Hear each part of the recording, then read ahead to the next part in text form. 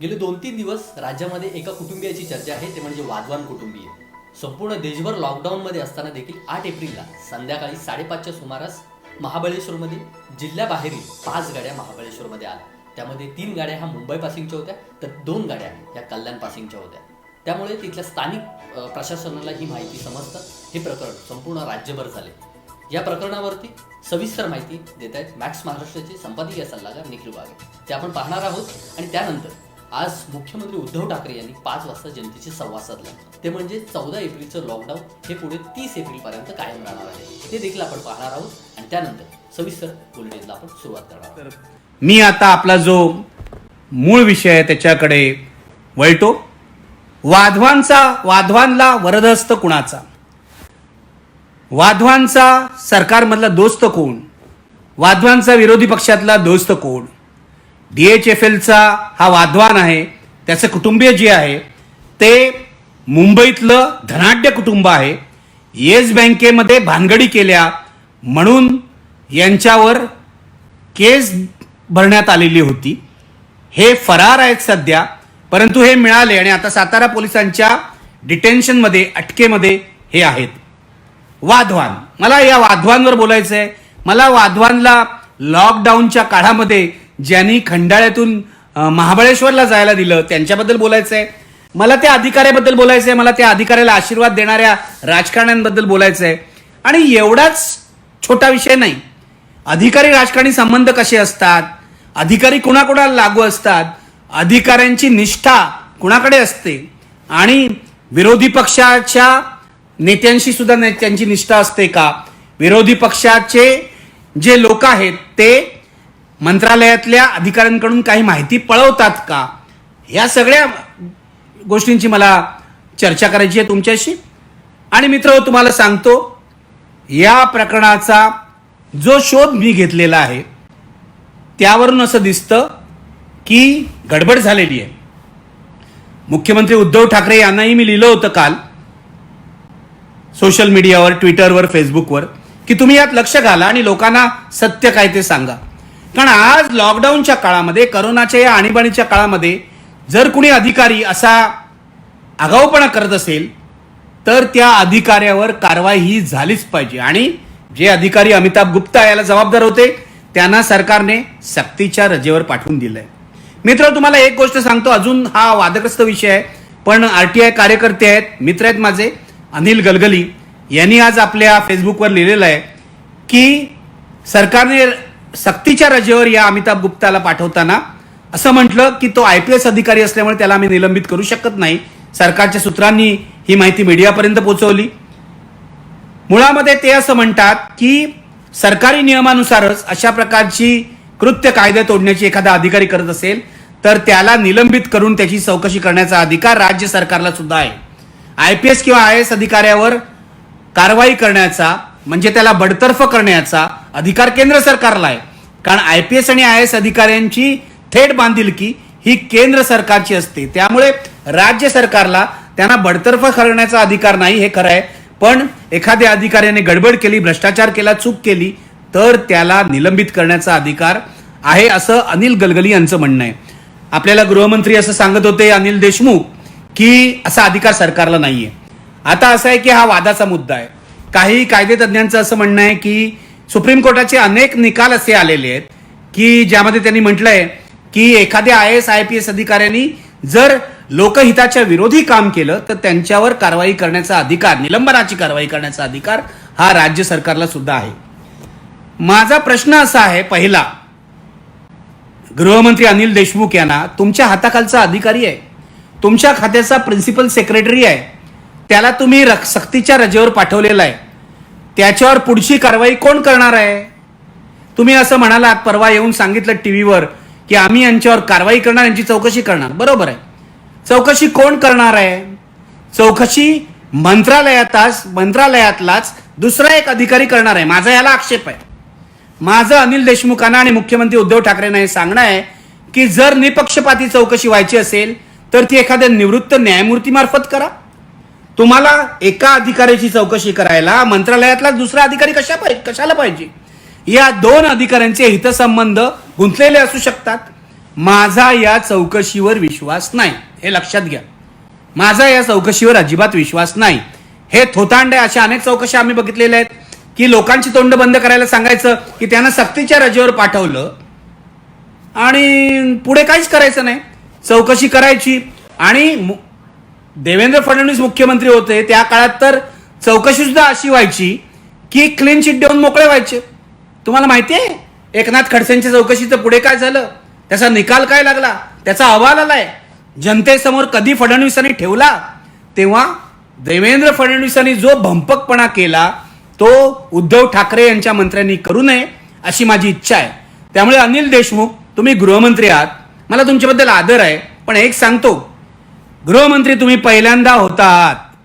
मला एवढंच सांगायचंय तुम्हाला की जेवढा त्वेष तुम्ही लोकांना काठ्यांनी मारा, काठ्यांना तेल लावून मारा असं पोलिसांना सांगताना जेवढा त्वेष दाखवलात तेवढाच आता या अमिताभ गुप्ता नावाच्या बदमाश अधिकाऱ्यावर कारवाई करताना दाखवा की. आता कुठे गेली तुमची ताकद, आता कुठे गेली तुमची इच्छाशक्ती. हे चौकशीचं नाटक जे काय आहे ते बंद करा. तुम्ही सक्तीच्या रजेवर पाठवलंय म्हणजे निलंबित केलेलं नाहीये. काही तज्ज्ञांच्या मध्ये तुम्ही निलंबित करू शकता, ते निलंबित का केलेलं नाहीत हे लोकांना सांगा. हे प्रश्न तुम्हाला मीडिया विचारणार नाही कदाचित.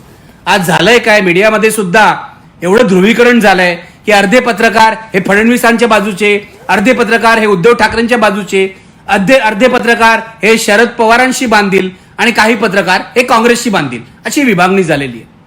इथे एक बदमाशी झालेली आहे. अमिताभ गुप्ता नावाचा एक बदमाश अधिकारी वाधवान नावाच्या एकदा बिल्डरला, एका आरोपीला, येस बँकेच्या प्रकरणामध्ये हे वाधवान आणि त्यांचं कुटुंबीय आरोपी आहे, ते फरार आहे. त्यांना ईडी आणि सीबीआयने अनेक वेळा नोटीस पाठवून सुद्धा ते हजर झालेले नाहीत. अशा आरोपीला तुमचा अमिताभ गुप्ता नावाचा प्रिन्सिपल सेक्रेटरी होम डिपार्टमेंटचा कसं काय पत्र देतो, असं कसं काय पत्र देतो? अनिल देशमुखांना या प्रश्नाचं उत्तर द्यावं लागेल. ते आजपर्यंत त्यांनी दिलेलं नाहीये.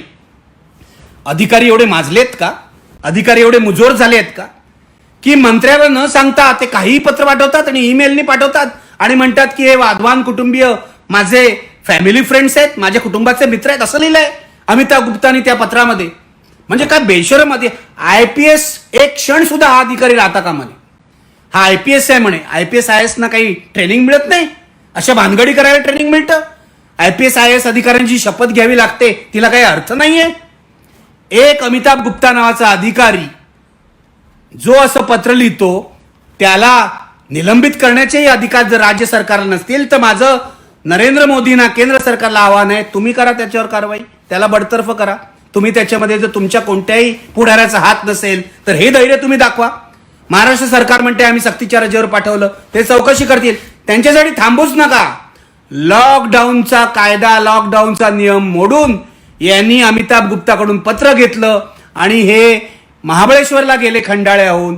तुम्ही अमिताभ गुप्ताला स्वतःच्या अधिकारामध्ये बडतर्फ करून टाका. करणार आहेत का अमित शहा?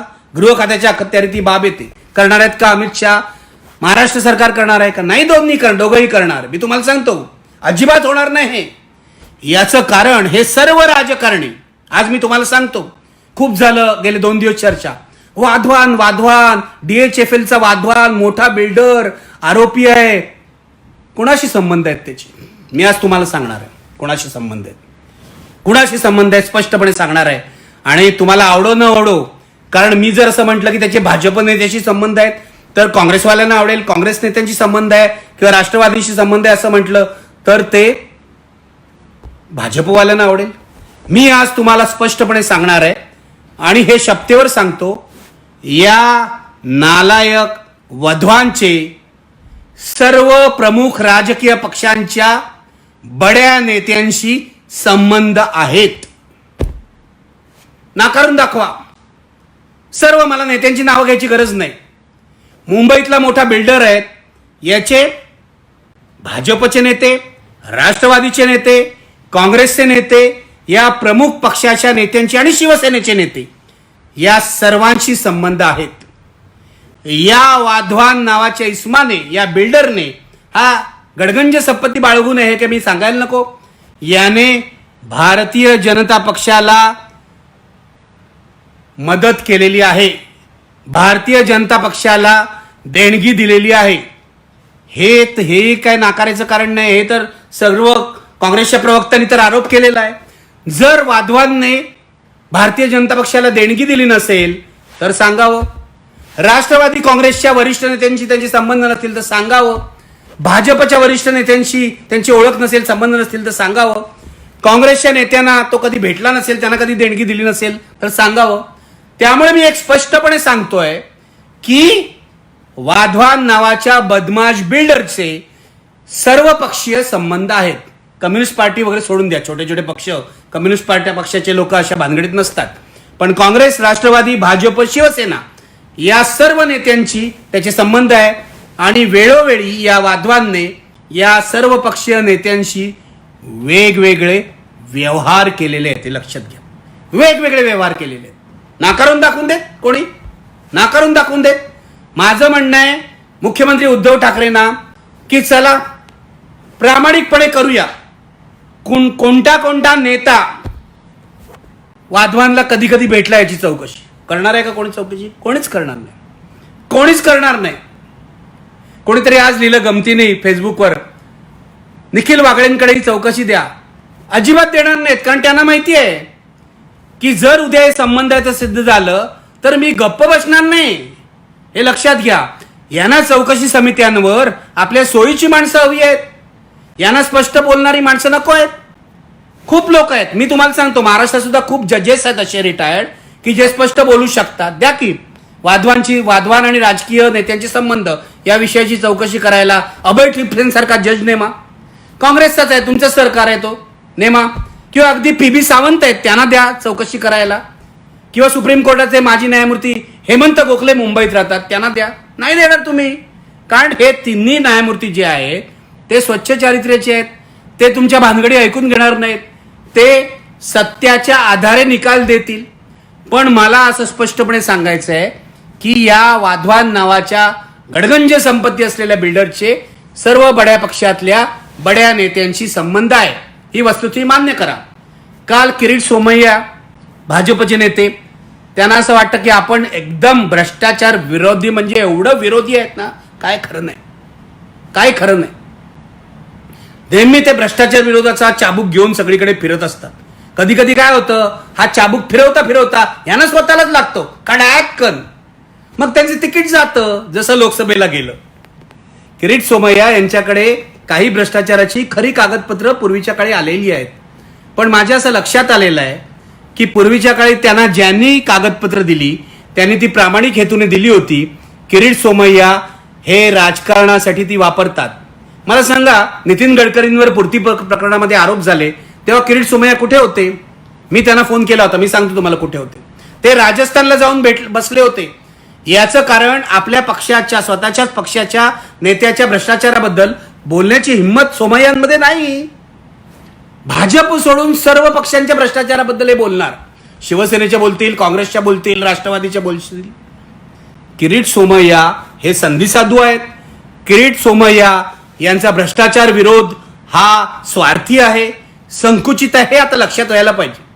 किरीट सोमय्या यांची विश्वासार्हता पूर्वी होती, आता ती संपलेली आहे. मी किरीट सोमय्यांना 1977 सालपासून ओळखतो.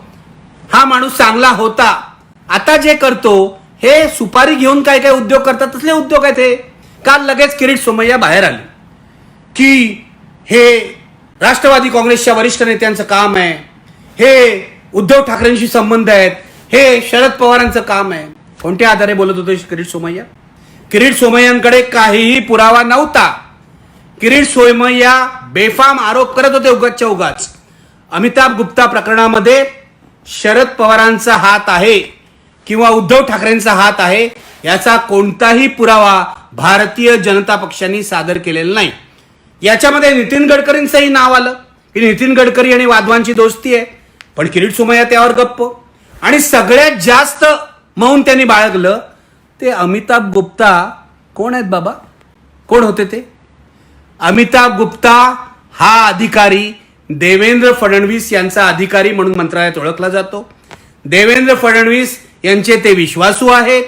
अमिताभ गुप्ता यांना गृह खात्यामध्ये प्रिन्सिपल सेक्रेटरी पदी देवेंद्र फडणवीस यांनी बसवलं होतं आणि अमिताभ गुप्तानी फडणवीस यांच्या सांगण्यावरून कोणकोणते उद्योग केले याची यादी द्यावी भाजपने.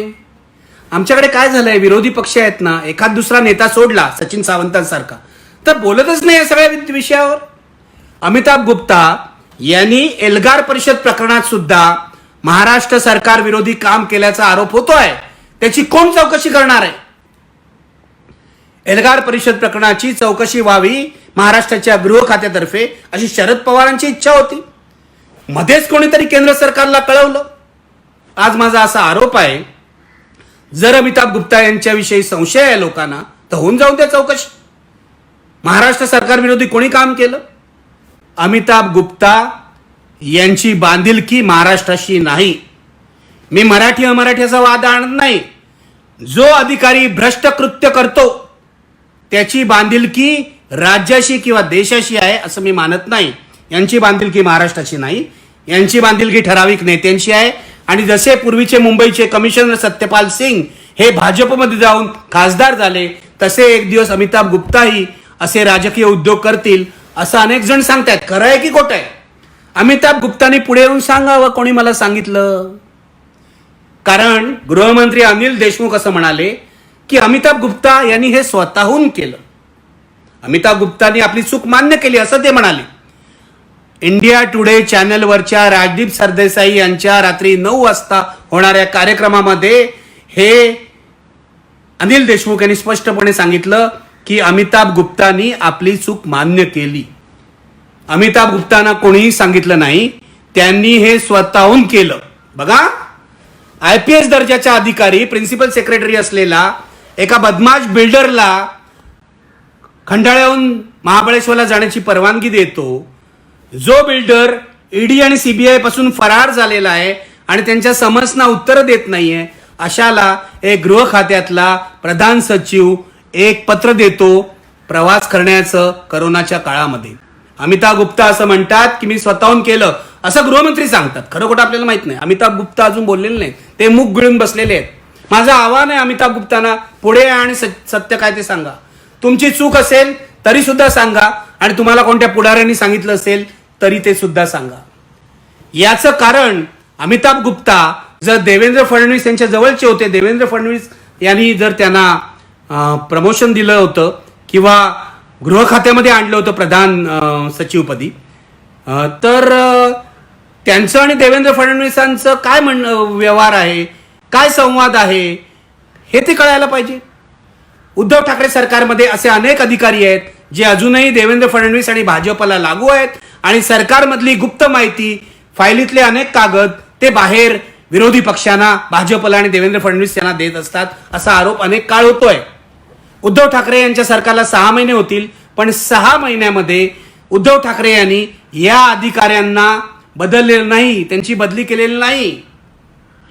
जे चीफ सेक्रेटरी आहेत ते सुद्धा फडणवीसांच्या काळातलेच आहेत. मुंबई महापालिकेचे कमिशनर जे चांगले अधिकारी आहेत ते सुद्धा फडणवीसाच्या काळातले आहेत. उद्धव ठाकरे यांच्या भलेपणाचा गैरफायदा हे अधिकारी घेत आहेत का? अमिताभ गुप्ता यांनी हे सांगण्याची गरज आहे की आपल्याला कुणी सांगितलं हे करायला? काँग्रेसच्या, राष्ट्रवादीच्या की भाजपच्या नेत्यांनी सांगितलं की दिल्लीतून फोन आला कोणीतरी बड्या माणसाचा, बड्या नेत्याचा, सत्ताधारी नेत्याचा आणि त्यांनी सांगितलं की वाधवानला पत्र द्या? अमिताभ गुप्ता हे अनुभवी IPS अधिकारी आहेत, ते प्रधान सचिव आहेत. ते मनात आलं म्हणून काही करतील ही शक्यता नाही. जे पत्र त्यांनी वाधवानला दिलं प्रवास करण्यासाठी त्यामध्ये लिहिलं की वाधवान हे माझे कौटुंबिक मित्र आहे. माझा प्रश्न असा आहे की एक बदमाश बिल्डर आणि गृह खात्याचा प्रधान सचिव यांचे कौटुंबिक संबंध कसे असतात आणि त्यांनी ते तोडलेले का नाही आहेत? कारण तो बिल्डर त्याच्यावर भानगडींचे आरोप आहेत. त्यांची जर या प्रधान सचिवांची मैत्री असेल तर त्यातून काय निघणार हे आपल्याला कळायला हवं. अमिताभ गुप्तांना माझं म्हणणं आहे, माझं आवाहन आहे की तुम्ही काय ते बाहेर येऊन स्पष्टपणे बोला. एक तर माझा असा आरोप आहे अमिताभ गुप्तांनी हे पत्र दिलं असेल वाधवानला तर त्या पाठी काहीतरी मोठा भ्रष्टाचार आहे, हा माझा आरोप आहे. नसेल तर अमिताभ गुप्तांनी सांगावं. कारण असं कोणी अरे गमती खातर मित्र आहे म्हणून पत्र देईल. किती मोठा धोका आहे हे अमिताभ गुप्तांना माहिती असणार अशा प्रकारचं पत्र देण्याचा. आणि मुळामध्ये लक्षात घ्या, अशा प्रकारचं पत्र देण्याचा अमिताभ गुप्तांना प्रधान सचिव म्हणून अधिकारच नाहीये. कळलं का? हा अधिकार कमिशनरच नाही, हा अधिकार डायरेक्टर जनरल ऑफ पोलीसला आहे. अमिताभ गुप्तांना अधिकार नसताना त्यांनी बेकायदेशीरपणे पत्र दिलेलं आहे म्हणून मी आरोप करतोय.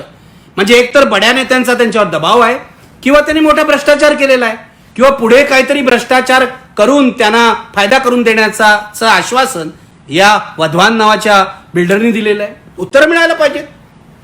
गृहमंत्री अनिल देशमुख यांनी या एकाही प्रश्नाचं उत्तर दिलं नाही. सतत म्हणाले आम्ही रात्री 2 वाजता कारवाई केली. तुम्ही 2 वाजता कारवाई केलीत की मद्यप्राशन केलं याच्याशी आम्हाला काही देणं घेणं नाही. तुम्ही केलेली कारवाई योग्य आहे की नाही एवढाच संबंध आहे. तुम्ही 2 वाजता करा, 1 वाजता करा, पहाटे 5 वाजता करा, काय संबंध आहे?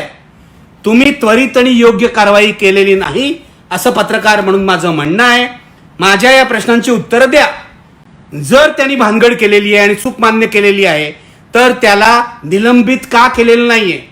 तुम्ही लोकांना IPS अधिकाऱ्याला आम्हाला निलंबित करता येत नाही असं सांगून जनतेची दिशाभूल का करत आहात? म्हणजे इथे मला संशय येतो यामध्ये आपल्या गृहमंत्र्यांचा अनिल देशमुखांचा सुद्धा काही वेस्टेड इंटरेस्ट आहे का? हितसंबंध गुंतलेला आहे का? माझं उद्धव ठाकरेंना आव्हान आहे.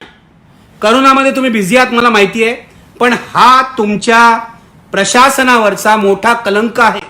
अनेक अधिकारी टपलेले आहेत तुम्हाला फसवायला, तुम्हाला धडा द्यायला, कारण त्यांची बांधिलकी भाजपशी आणि फडणवीसांची आहे. आजही विरोधी पक्षनेते म्हणून फडणवीस या अधिकाऱ्यांशी सातत्याने संपर्क साधून असतात. हे लक्षात घ्या. सावध व्हा. रात्र वैऱ्याची आहे उद्धवजी. खरंच सावध व्हा. रात्र वैऱ्याची आहे. असे वैरी गार्दी आजूबाजूला बसलेले आहेत तुमच्या. सावध व्हा. अनिल देशमुखांना न विचारता त्यांचा प्रिन्सिपल सेक्रेटरी असं पत्र देतो. अनिल देशमुख तुम्ही का नाही राजीनामा देत? द्या की राजीनामा. एक तर गृह खात्याचा तुम्हाला काय अनुभव नाही, गृह खात्यात कसं वागावं हे कळत नाही. काय काय म्हणजे कशासाठी? शरद पवारांना बरोबर कळतं गृह खातं कसं चालवायचं. आजही गृह खात्यात त्यांचे अगदी कालपर्यंत कॉन्टॅक्ट्स आहेत. शरद पवारांची राजनीती किंवा रणनीती ही असते की एखाद्याला ते पद देतात आणि मग पूर्णपणे सोडून देतात खड्ड्यात जाईपर्यंत. मला हे बघायचं आहे की अनिल देशमुखांना खड्ड्यात घालण्याचा पवार साहेबांचा विचार आहे की काय? माझं पवारांनाही आव्हान आहे. मुळामध्ये तुम्हाला सगळं माहिती आहे नोकरशाही कशी चालते. तुमच्या इतका अनुभव कुणालाही नाहीये. महाराष्ट्रातले सगळ्यात ज्येष्ठ नेते तुम्ही आहात आणि हा वाधवानला म्हणजे किरीट सोमय्याने तर आरोप केला की तुमचाच वाधवानशी संबंध आहे. तुम्ही काहीतरी पुढे येऊन बोला की. आम्हाला कळायला पाहिजे या प्रकरणी शरद पवारांचा वाधवांशी संबंध आहे असं मला वाटत नाही. अजून तसा पुरावा पुढे आलेला नाहीये. काही पुरावा आलेला नाही. शरद पवारांचे अनेक बिल्डरशी संबंध असतील. कळलं का? या बाबतीत शरद पवारांची विश्वासार्हता फारशी चांगली नाही हेही मला माहिती आहे. पण या प्रकरणी अशा प्रकारे करोनाच्या काळामध्ये एका अधिकाऱ्याला फोन करून शरद पवार काही करायला सांगतील इतके शरद पवार काही उथळ नाही आहेत हे लक्षात घ्या. त्यांना कोणाला काही सांगायचं तर कमिशनरला फोन करेल, DIGला फोन करतील किंवा थेट गृहमंत्र्याला फोन करतील. गृहमंत्री तर त्यांच्याच पक्षातले आहेत, त्यांचेच कार्यकर्ते आहेत. मग त्याला फोन करतील. उगाच शरद पवारांवर भलत्या वेळे आरोप करू नका.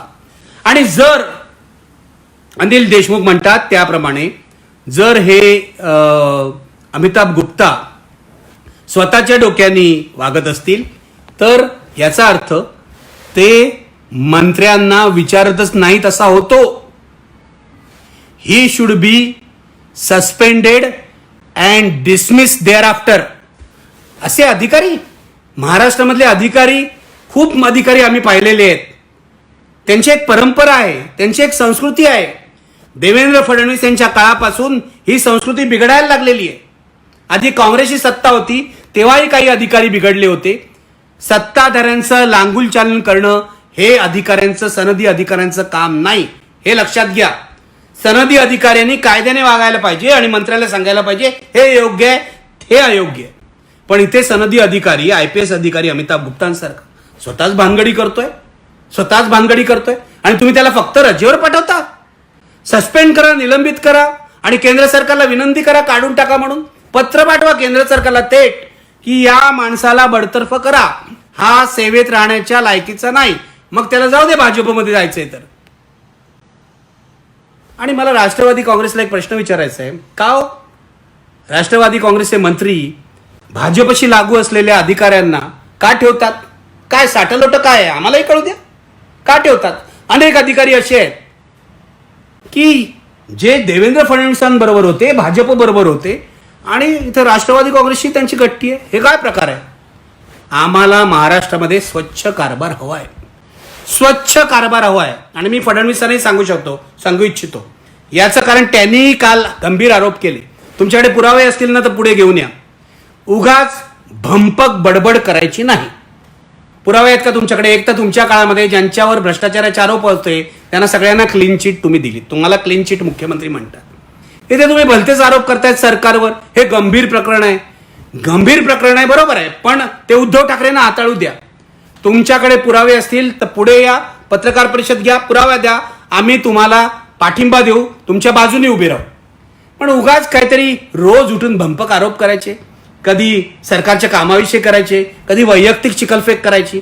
आणि हे मी बोलतो म्हणून मित्र तुम्हाला सांगतो, परवापासून या भाजपच्या नेत्यांनी प्रवक्त्यांनी माझ्या विरुद्ध ट्विटर आणि फेसबुकवर मोहीम चालू केली.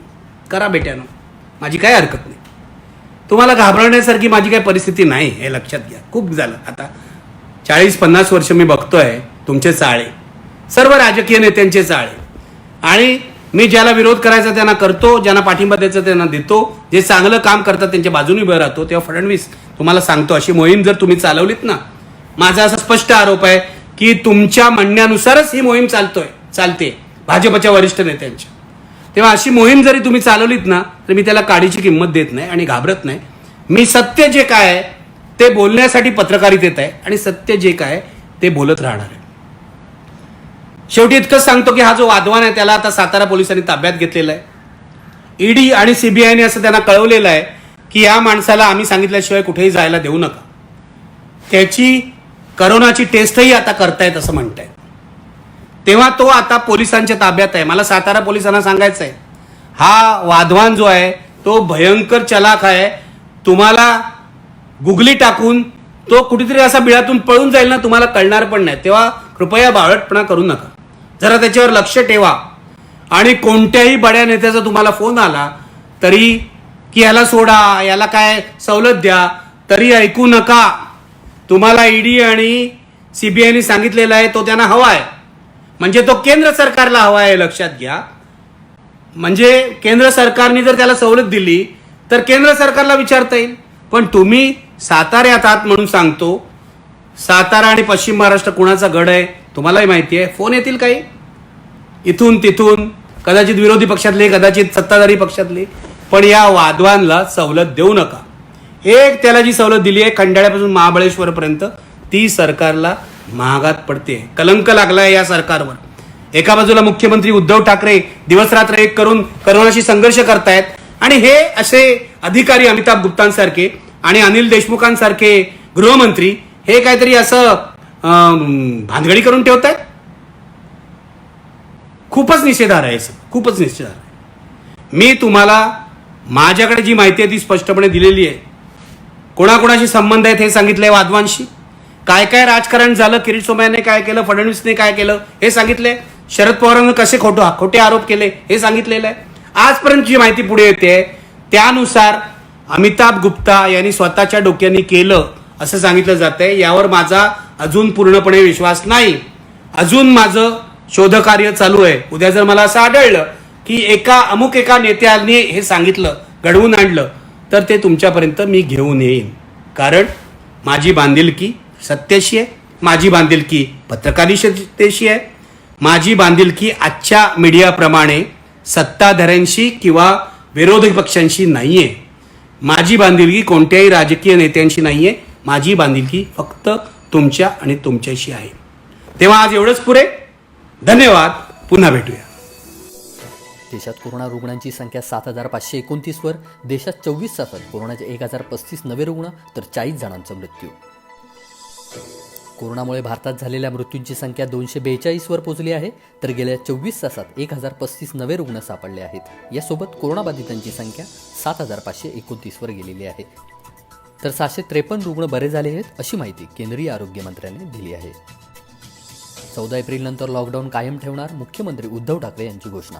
मुख्यमंत्री उद्धव ठाकरे यांनी पंतप्रधान नरेंद्र मोदींबरोबर झालेल्या बैठकीनंतर राज्यातल्या जनतेला संबोधित केलं. महाराष्ट्रात 30 एप्रिलपर्यंत लॉकडाऊन कायम राहील असं त्यांनी जाहीर केलं. पाहूयात त्यांनी मांडलेले हे महत्त्वाचे मुद्दे. मग आपण मास्क लावून बाहेर पडल्यानंतर आपल्या घरातील जे कोणी आपले ज्येष्ठ, मी पुन्हा सांगतो, आपले आई वडील आहेत, इतरही कोणी आपले नातेवाईक आहेत, त्यांची काळजी घेण्यासाठी त्यांच्यापासून थोडे एक अंतर राखून ते ह्या सगळ्या गोष्टी केल्या पाहिजेत. त्यांना जपा. त्यांच्यापर्यंत हा व्हायरस आपल्याला पोचू द्यायचा नाहीये. ही खबरदारी आपणच घेऊ शकतो. घरामध्येही घ्यायला पाहिजे, सगळीकडेही घ्यायला पाहिजे. आणि आता ही परिस्थिती सगळ्याच मुख्यमंत्र्यांच्या एकूण चर्चेवरनं असं आहे की जरी असं वाटत असलं की नियंत्रणात आहे तरी गाफील राहता येणार नाही, अजिबात राहता येणार नाही. याचं कारण आता या सोमवारी आपल्याला आपल्या राज्यात पहिला रुग्ण सापडून 5 आठवडे होतील. 5 आठवडे होत्या त्या सोमवारी. हा तसा कालावधी खूप मोठा आहे. म्हणजे आपण हा जो कालावधी गुणाकाराचा आहे तो थोडा का होईना, पण जर आपण त्याचा वेग हा थोडासा मंद करण्यात तरी मंद राखण्यात आतापर्यंत तरी यश आलेलं आहे. मला हे मंद राखण्यामध्ये स्वारस्य नाही. मला तो शून्य आणायचा आहे, शून्यावरती आणायचं आहे. एक सुद्धा रुग्ण यापुढे वाढता कामा नये. आता जे रुग्ण सापडत आहेत ते पहिले जे काही कळत नकळत आलेले आहेत आणि त्यांच्यापासून जो प्रादुर्भाव झालेला आहे पुढे, ती लक्षणं आता या गेल्या 15-20 दिवसात दिसले आणि आणखीन काही 8-10 दिवसात दिसणार आहेत. आपण घरोघरी जाऊन जी चाचणी करतोय आणि जे आपल्याला रुग्ण ज्यांच्यात काही लक्षणं नसली तरी सुद्धा कोविड पॉझिटिव्ह मिळत आहेत, म्हणजे आपण त्यांच्यापासून पुढे जे संक्रमित होणारी जी काही साखळी होती ती किमान आपल्या निदर्शनास आलेल्या बाबत तर मी असं म्हणेन ती आपण तोडलेली आहे. ती तोडतो आहोत. तोडायला वेळ लागेल. कारण हे जगभरचं मोठं एक संकट आहे. कोणीच कोणाच्या मदतीला जाऊ शकत नाही. हे सगळेजण आपण बघतो आहोत. मग काय करायचं, कसं करायचं? मला आज त्या कॉन्फरन्समध्ये, व्हिडिओ कॉन्फरन्समध्ये महाराष्ट्राच्या मुख्यमंत्र्यांना म्हणजे मला पहिल्या प्रथम आपलं मत मांडण्याची संधी दिली गेली. मी त्यांना एकूण सगळी परिस्थिती सांगितली आणि नंतर मी बोललो की माझं तरी मत असं आहे की 14 तारखेनंतर माझ्या महाराष्ट्रामध्ये तरी मी लॉकडाऊन कायम ठेवणार. कारण मुंबईमध्ये, पुण्यामध्ये, इतर ठिकाणी सुद्धा आज सुद्धा मी असं मानतोय की खूप लक्ष देण्याची गरज आहे. लॉकडाऊन कायम जरी ठेवला तरी आता आपल्याला एकूण परिस्थितीचं गांभीर्य कळलेलं आहे. काय नेमकं करावं ते लक्षात आलेलं आहे. आजपर्यंत या लॉकडाऊनमध्ये सुद्धा आपण शेतीच्या कामावरती कुठलेही निर्बंध आणलेले नाहीत. कृषी विषयक जी काही कामं आहेत ती चालू आहेत. शेतीच्या मालाला म्हणजे पीक असेल, इतर काही अवजारं असतील, बी बियाणं असेल, खत असतील, काही असेल, त्याला कुठेही आपण बंद केलेलं नाही आणि ते आता यापुढे सुद्धा होणार नाही. जीवनावश्यक वस्तूंचा पुरवठा, त्यांची वाहतूक ही चालूच ठेवलेली आणि ती चालूच राहणार. त्याच्याही कुठे बंद होणार नाही. पण 14 तारखेनंतर, अजून हा लॉकडाऊन 14 तारखेनंतरचं मी तुम्हाला सांगतोय आणि ते एवढ्यासाठी सांगतोय की कुठेही मला गोंधळ नकोय. माझ्या महाराष्ट्राने फारच छान धैर्य दाखवलेले, हिंमत दाखवलेली आहे. एखाद्या वीराप्रमाणे या संकटाचा सामना करतायत. धीरोदात्त आहे महाराष्ट्र, धीरोदात्त आहे. नेहमी आपण असं मानतो आणि आहे की जेव्हा जेव्हा संकट येतं तेव्हा हा आपला महाराष्ट्र देशालाच नव्हे तर जगाला दिशा दाखवतो. संकट कोणतेही असो तो देशाला दिशा दाखवत असतो. तोच हा आपला महाराष्ट्र. आज संपूर्ण जगावरती संकट आले. आपला महाराष्ट्र हा देशाला आणि जगाला दिशा दाखवण्याचं काम याही संकटात करणार आहे. आणि म्हणून मला असं वाटतं की कुठेही गडबडून गोंधळून जाऊ नका. ही जी काय थोडीशी आपल्यावरती बंधन आले, थोडीशी म्हणजे बरीच आलेत, मला माहिती आहे की किती लवकर जातील, कुठपर्यंत चालणार बाबा हे. अनेक जण प्रश्न विचारतात, ठीक आहे हो तुम्ही 14 तारखेपर्यंत केलात, त्याच्या पुढे वाढवतात, कधीपर्यंत चालेल हे आपल्या हातामध्ये. आपण जर काही शिस्त अत्यंत व्यवस्थितपणाने पाळली आणि ही जी साखळी आहे, विषाणूची साखळी आहे, ही जर का तिथल्या तिथे तोडली तर मग आपणच लवकर त्या एका शृंखलेतून, म्हणजे त्या साखळ दंडातून लवकर बाहेर पडू. ही जी त्याची साखळी, त्याला चेन म्हणतात, मी साखळी म्हणतो. आणि आपलं धैर्य आहे हे त्या साखळ दंडाला तोडणार आहे. हे धैर्य आहे आपलं. या साखळ दंडातून आपणच आपली लवकरात लवकर मुक्तता करून घेऊ शकतो. आणि मग पुढे काय करायचं? 14 नंतर 30 एप्रिलपर्यंत हा लॉकडाऊन राहील. पण 14 नंतर साधारणतः काय करणार ह्याच्या व्यवस्थित सूचना, मग विद्यापीठाच्या परीक्षा आल्या, शाळांच्या परीक्षा आल्या, ह्याच्यावरती काम सुरू आहे. उद्योगधंद्यांच्या बाबतीत सुद्धा उद्योगधंदे सुरू होणार की नाहीत, झाले तर नेमके कोणते होणार, कधी होणार, मजूर काय करणार, या सगळ्यांची उत्तरं ही तुम्हाला मी 14 तारखेपर्यंत देणार आहे, कारण त्याच्यावरती आपलं काम सुरू आहे. मी पुन्हा एकदा सांगतो की आता असं अचानक तुमच्या समोर येण्याचं माझ्या मनात काही नव्हतं, पण एकूणच उलटसुलट बातम्या येण्याच्या ऐवजी मला असं वाटलं की तुमचा मुख्यमंत्री म्हणून मला हे सांगणं माझं कर्तव्य आहे आणि त्यासाठी म्हणून मी तुमच्या समोर आलेलो आहे. आजपर्यंत जसं आपण एक धैर्य दाखवलं आणि माझ्यावरती विश्वास दाखवला, माझ्यावरती म्हणजे आपल्या सरकारवरती, आज हे सुद्धा मी एक बघितलं की संपूर्ण देशात वेगवेगळ्या पक्षाचे मुख्यमंत्री आहेत, पण सगळेजण राजकारण बाजूला ठेवून आज एकवटलेले आहेत. सगळेजण मोदीजींच्या सोबत आहेत, मोदीजी आपल्या सोबत आहेत, सगळेजण सगळी राज्य सरकार जी आहे ती केंद्र सरकारच्या सोबत आहेत, केंद्र सरकार आपल्या सोबत आहे, केंद्र आपल्याला काय हवं नको ते विचारते, म्हणजे अत्यंत चांगल्या पद्धतीने हे काम चालू आहे. ह्याच्यामध्ये मला कुठेही वितुष्ट नकोय. मी सर्वांना सांगतोय की आपल्याला आता राजकारण करण्याची वेळ नाहीये. राजकारण तर आयुष्यालाच म्हणजे आपल्या पाचवीलाच पुजलेलं आहे. किती काळ राजकारण करणार आणि आयुष्यात दुसरं केलं तरी काय. आणि तो जो काय एक प्रसंग आहे, हा जो काय एक प्रसंग आहे आणि तो जो काय एक विषय आहे राजकारण, ह्या भानगडीत मला राजकारण नकोय. ही राजकारणं, पक्षीय राजकारणं ही इथल्या इथे थांबली पाहिजेत. जे चित्र, जे वातावरण मी गेले 2-3 वेळेला ह्या पंतप्रधानांच्या व्हिडिओ कॉन्फरन्सिंगमध्ये बघतोय, हे जर का असंच राहिलं, ही एकजूट अशीच राहिली आणि ती केवळ आत्ताच नाही तर सदा सर्वदा राहिली, तर आपला देश या कोरोनाच्या संकटावर तर मात करेलच, नक्कीच करेल, ते करणारच. आपला महाराष्ट्र तर नक्कीच करेल, इतरही राज्य करतायत, पण आपला देश ही जगातली महासत्ता बनू शकते, नक्कीच बनू शकते. झालं ना, अमेरिकेला सुद्धा आपल्याकडनं औषधं मागवावी लागत आहेत. एकूणच काय की सगळेजण आज अडचणीमध्ये आहेत, सगळ्यांनाच काही ना काहीतरी भोगावं लागतंय, सोसावं लागतंय. कोणालाच ही बंधनं ही आनंददायी नाही आहेत, ना तुम्हाला आहेत ना मलाही. मी सुद्धा घरामध्ये राहूनच बऱ्याचशा गोष्टी करतोय, टेलिफोनवरनं करतोय, काही व्हिडिओ कॉन्फरन्सिंगवरनं करतोय. आता सुद्धा आपल्याशी बोलल्यानंतर पुन्हा महापालिकेचा मला एक आढावा घ्यायचा आहे. तर ही कामं चालू आहेत. वर्क फ्रॉम होम हे ज्यांना शक्य असेल त्यांनी ते चालू ठेवा, नसेल केलं तर चालू करा. ही मोठी अडचणीची परिस्थिती आहे आणि या परिस्थितीमध्ये मी पुन्हा एकदा सांगतो की केवळ आणि केवळ नाईलाजाने आपल्याला 14 तारखेनंतर किमान 30 तारखेपर्यंत, मी किमान शब्द जाणीवपूर्वक थोडासा जोर देऊन बोलतोय, किमान 30 एप्रिल पर्यंत. या किमानचा अर्थ असा आहे की सगळेजण जर का आपण व्यवस्थित शिस्तीत राहिलो, कुठेही गर्दी केली नाही, अगदी भाजी मंडईत सुद्धा नाही, तर आणि तरच आपण 30 तारखेपर्यंत ह्याच्यात बरीचशी बाजी मारलेली असेल. आणि हा जो काय पुढचा लॉकडाऊन असेल, काही ठिकाणी आपण बंधनं थोडीफार शिथिल करू शकू, त्याची मी तुम्हाला कल्पना देईन. पण काही ठिकाणी मात्र बंधनं ही आहेत त्याच्याहून कडक करावी लागतील, ती करावीच लागतील. हा जर का प्रसार आपण आत्ताच रोखला नाही तर बाकी कोणी किती शिस्तीत वागलं तरी त्याचा उपयोग होणार नाही. प्रत्येकाने शिस्त ही सगळ्याला सारखी आहे, त्याच्यात कुठेही, म्हणजे जसं मी म्हटलं ना की हा जो व्हायरस आहे तो जात पात धर्म राजकारण सुद्धा बघत नाही, तो कोणालाही ग्रासू शकतो. अगदी ब्रिटनच्या पंतप्रधानांना सुद्धा त्यांनी सोडलेलं नाहीये, त्यांना सुद्धा झाला. तर हा विचित्र एक असा व्हायरस आहे आणि त्याच्यापासून वाचण्यासाठी आपण आणि आपणच सैनिक आहात. आम्ही सोबत आहोत. म्हणजे मी पुन्हा सांगेन, तुम्ही खबरदारी घ्या, आम्ही जबाबदारी घेतो. आणि हे युद्ध जे आहे, हे युद्ध आपण जिंकणारच, जिंकून दाखवणारच. या निश्चयाने हे युद्ध लढायचंय, कारण हरलेल्या मानसिकतेने युद्ध लढता येत नाही. ज्याची मानसिकता हरलेला, अरे काय होणार, मग तू लढायला येऊच नकोस. हे लढण्याशिवाय आपल्याकडे पर्यायच नाहीये. आणि हे युद्ध हे आपण जिंकणारच, जिंकून दाखवणारच. या आत्मविश्वासाने पुन्हा एकदा सर्वांच्या सहकार्याची अपेक्षा करतो. जय हिंद, जय महाराष्ट्र.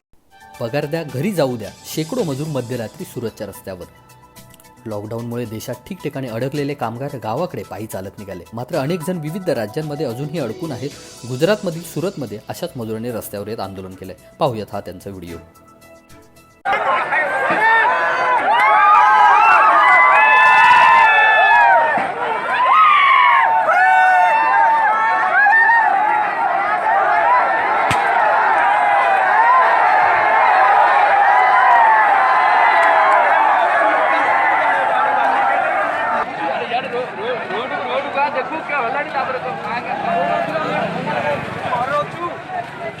मुंबईत लॉकडाऊन काटेकोरपणे राबवण्याची SRPF मैदानात आरोग्यमंत्री राजेश टोपे यांची माहिती. मुंबई शहर भारतात कोरोना व्हायरसचा हॉटस्पॉट बनलाय, तरीही लॉकडाऊनचे नियम बाजूला करून अनेक जण रस्त्यावर गर्दी करताना दिसत आहेत. त्यामुळे मुंबईतल्या रस्त्यांवर आता राज्य राखीव दलाच्या SRPF तुकड्यात तैनात केल्या जाणार आहेत, अशी माहिती राज्याचे आरोग्यमंत्री राजेश टोपे यांनी दिली आहे. वाधवान बंधूंना ताब्यात देण्याची CBIची मागणी. लॉकडाऊनचा भंग करत खंडाळा ते महाबळेश्वर प्रवास करणाऱ्या वाधवान कुटुंबियांच्या अडचणी आता आणखी वाढण्याचं चिन्ह आहे. लॉकडाऊनच्या आदेशाचं पालन न केल्याप्रकरणी गुन्हा दाखल होऊन कारवाई सुरू झाली आहे, तर दुसरीकडे CBIनं वाधवान बंधूंना ताब्यात देण्याची विनंती सातारा पोलिसांना केली आहे.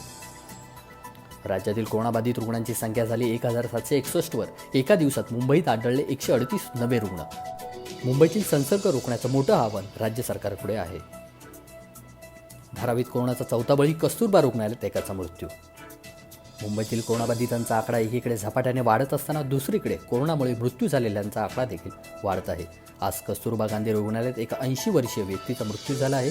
या मृत्यूबरोबर धारावीतील कोरोनाच्या बळींची संख्या 4 झाली आहे.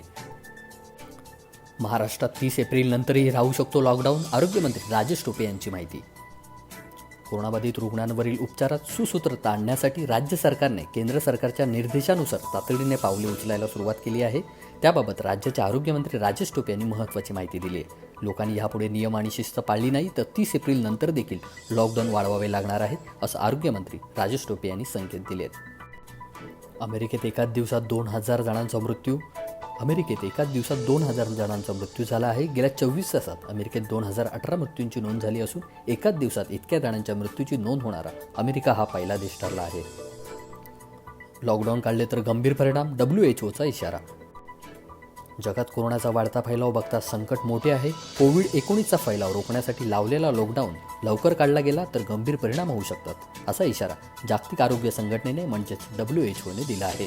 जगभरात 17 लाखाहून अधिक जणांना कोरोनाची लागण झाली आहे, तर 1 लाखाहून अधिक जणांचा मृत्यू झाला आहे. लॉकडाऊन लगेच संपवलं गेलं तर कोरोनाचा झपाट्याने प्रसार होईल, अशी भीती व्यक्त करण्यात आली आहे. यासह इतर घडामोडी आणि अपडेट पाहण्यासाठी तुम्ही मॅक्स मराठीची वेबसाईट, YouTube, Facebook, Twitterला नक्की भेट द्या. धन्यवाद.